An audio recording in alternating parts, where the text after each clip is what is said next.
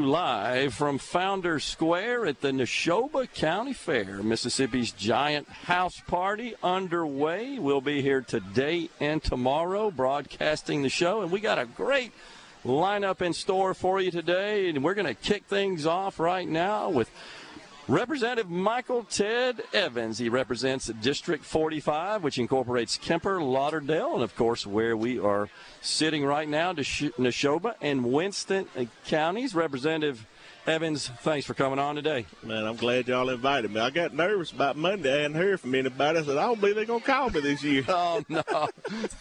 You're kicking things off. We think so highly of you, of course. I appreciate you. Yes, sir. So you've already spoken this morning, I spoke at 9:30 this morning. I went up there and gave my 10 minutes of fame and just talked about some of the issues that's facing what I think all of Mississippi. So okay, that's what I try to cover up there. Well, can you kind of review, give us a summary of what you discussed, what you think we need to be working on? One of the biggest things that affect Neshoba County is I talked about rural internet at the beginning. All our co-ops in Mississippi are running fiber across all their rural areas except for the one here in Neshoba County. And the folks here in Neshoba County, they deserve the same thing everyone else is getting across the state, but we don't have anybody that wants to step up to the plate and put internet service here in the county. So we have a co-op that covers this area? Yeah, we have a co-op that covers there, and they refuse to do it. So they just don't want to be in the business. They don't want to be in the business, but the co-ops are ran by the people. Right, that's right. If the people want it, then the co-op should do what the people want. That's interesting. Have they provided their logic, their rationale behind that decision not to participate? I think their biggest thing is they don't want to spend.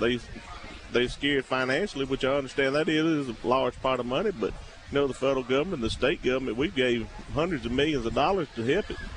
And you know good and well we're not going to let the program go under.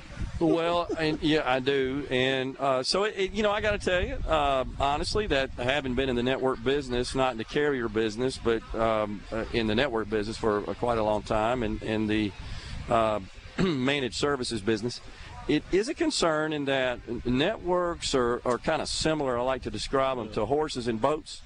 The easy part and the least expensive part is buying the horse and the boat. The maintenance of that asset, and in this case a network, is quite expensive, and that goes on perpetually.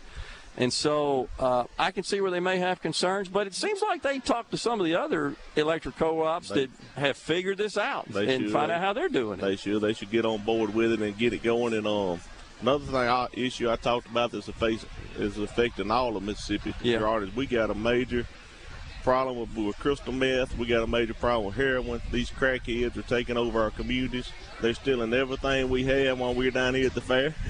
Are you kidding me? I ain't lying. We're having theft here at the fair. We done had 4 trucks stole here at the fair this year. Well, I have never to had that happen before. All right, I have a friend that's a physician that he posted something on social media about that. Yeah, his son's Ford truck, or maybe it's a Chevy truck, was stolen. But we got to do, I voted for prison reform 7 or 8 years ago, but now these crackheads has got out of control, and we have to tighten up the penalty on them.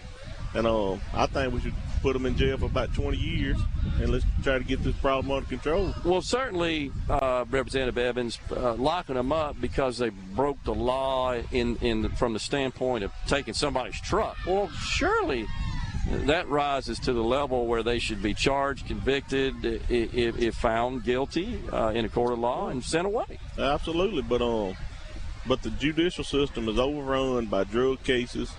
Our little local jail over here, Neshoba County is spending right at $3 million a year on a jailhouse and the sheriff's department. And the sheriff is doing a great job, but he's just overwhelmed with them. Yeah. And so we as the legislators, we got to step up and try to solve this drug problem. Yeah. Well, so besides maybe changing some of our justice environment, what would you like to see happen? Well, that's the main thing. So right now, if you go out and you're a drug dealer and you sell drugs, you're going to fall under the 25% rule. The judge gives you 10 years, so you only have to serve 25% of that. So they know, hey, let me sell all these drugs, and we'll be out of jail in 25% of our time. Okay. We're right back out on the street within less than a year. All right, so a year, 2 years, they're back on the street doing the same thing? Doing the same thing. So we need to make it 20 years minimum. Just lock them up. Okay. We got extra $1.2 billion in the state fund this year. We need to solve the drug problem. We need to help our local counties with all these drug issues. Have you discussed these concerns and made proposals along those lines to your colleagues in the House there? I have, and I'm going to introduce the legislation come January, and we're going to see where it goes. We're going to see if the people want to get serious about it, get something done. Yeah. Another thing, Gerard, you take a crackhead out here that's got a medical condition. Just say they're diabetic. Yep. When we lock them up, we're going to turn them out within a day or two because we don't want to pay their medical bills. That ain't expensive. Right. It's expensive. That's not right. If you out here stealing, and you know you're stealing, and you commit a crime, if you get locked up in jail, then you better have your insulin when you go. Or if you got a medical condition, you better be willing to pay for it because I don't think the taxpayers should pay it no more. So we're releasing them simply because we can't take care of them. Because we can't take care of them. Can't provide the medical care, We can't provide the medical care. Yeah.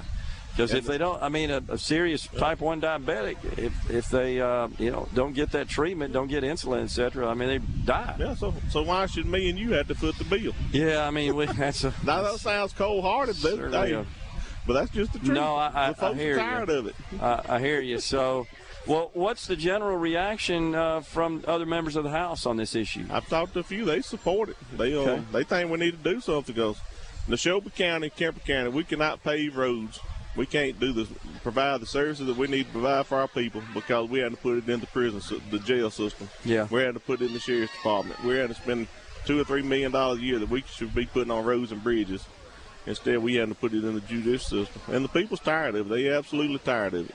Well, there's no doubt about that. Folks are tired of crime, and it does seem like that it's kind of a limited number of people that tend to commit all these crimes, and the recidivism rate is high, and they just get out and commit these crimes, the same crimes they committed, they got them locked up to start with. There's no doubt that's a problem, but it sounds like we're not getting to these people to keep them out of trouble, to work with them so they don't become drug addicts and then don't have this tendency to go out and steal and hurt other people to feed their habit. That's right. But I'm going to tell you, it all starts back at home, Gerard, all these kids. I'm going to hate to say it, but we have raising the kids. The kids are out of control. My daughter's a school teacher. You ought to hear the horror stories that she tells about how the kids act at school. Mine is too. My daughter's a school teacher, and it all starts at home. We need to start disciplining these kids. We need to start raising them like they should be raised. And I think that would solve a lot of the problems, but don't nobody want you to whoop their kids no more, Gerard. No, I know. Don't touch my baby. My baby ain't done no wrong. Well, you're lucky, as you know, Michael. You're lucky if you have a kid that's in that kind of situation that even has two parents. Yeah, that's right.